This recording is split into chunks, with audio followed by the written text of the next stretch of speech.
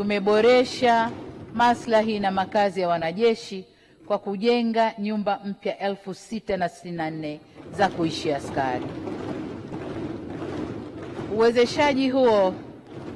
Uwezeshaji huo umechangia kulifanya jeshi letu kushiriki ipasavyo katika shughuli mbalimbali za kitaifa na kimataifa, ikiwemo ulinzi wa rasilimali, ulinzi wa miradi mikubwa ya kimkakati na operesheni za ulinzi wa amani za Umoja wa Mataifa, hasa nchini Jamhuri ya Kidemokrasia ya Kongo, Jamhuri ya Afrika ya Kati, Lebanon, Sudan au Sudan Kusini na eneo la Abyei.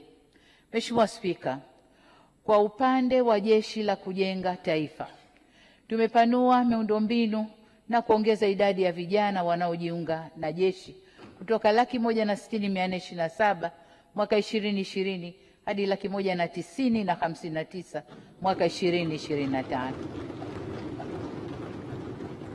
Tumefanya hivyo kwa kutambua kuwa Jeshi la Kujenga Taifa ni nyenzo muhimu ya kujenga ujasiri, uzalendo na dhana ya kujitegemea miongoni mwa vijana. Vile SUMA JKT imeweza kushiriki kikamilifu kufanikisha utekelezaji wa miradi mbalimbali ya uzalishaji na miradi ya ujenzi.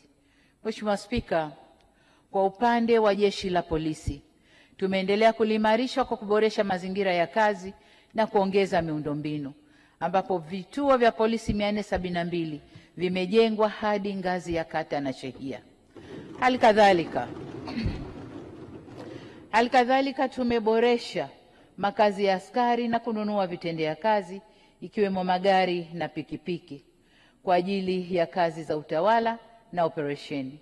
Aidha, askari wapya 16,000 wameajiriwa, huku maofisa wakaguzi na askari 10,363 wakipandishwa vyeo.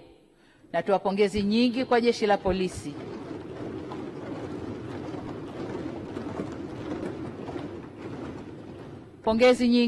la Polisi kwa kazi kubwa na nzuri wanayoifanya. Hatuna budi kutambua kwamba uhalifu unaozuiliwa kwa jitihada za Jeshi la Polisi ni mkubwa kuliko unaofanyika.